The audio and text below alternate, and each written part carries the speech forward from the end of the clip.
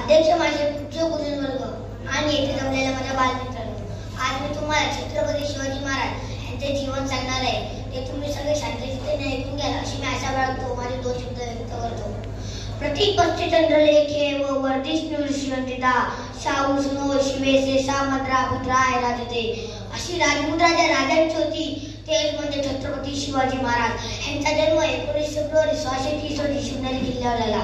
हे तुम्हा सर्वांना ज्ञात आहेच, परंतु त्यावेळेच्या भीषण परिस्थितीचा आपण विचार केला तर जगज्जेत्यांनी महाराष्ट्र भूमीचे भले करण्याकरता त्यांना पाठविले आहे असे म्हटले तर ते वावगे ठरणार नाही.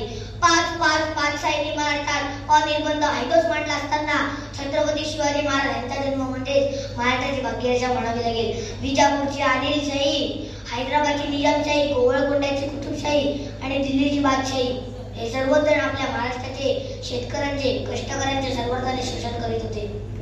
महिलांचे अस्तित्व धोक्यात आले होते. अशा या भरडलेल्या महाराष्ट्रात सुफलाम करण्याचा विडा आई जिजाऊंनी आणि बाल शिवबांनी उचलला होता.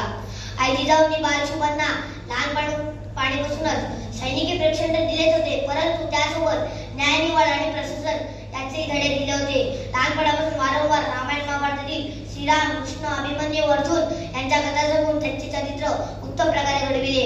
या काळात त्यांचे वडील त्यांच्यासोबत नव्हते.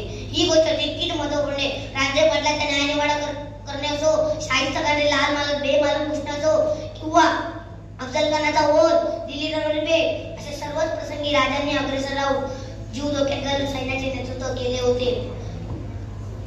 समाजातील सर्व स्तरातील, सर्व जातीतील मावळ्यांशी ते स्नेहाने व्यवहार करीत असे. भेदभाव नष्ट करण्याचा मानदंड आपल्याला त्यांच्यामध्ये नक्कीच पाहायला मिळतो. कल्याणमधल्या पकडून आणलेल्या सुभेदारची सून त्यांनी तिला साडी चोळून मान सन्मानाने परत पाठविले आणि म्हणाले, आमची आई असती अशी सुंदर तर आम्ही देखील झालो असतो सुंदर. मुदले छत्रपती हा या सगळ्या मावळ्यांकरता एक आदर्श होता. या काळात अशा विचारांची खूप गरज आहे असे मला वाटते. महाराजांच्या मावळ्यांना सक्त सूचना होत्या. रयतेच्या बाहेरच्या बेतालाही धक्का लागता कामा नये, कोणत्याही प्रकारचा जुलूम करू नये असा वचन छत्रपती शिवाजी महाराजांचा होता.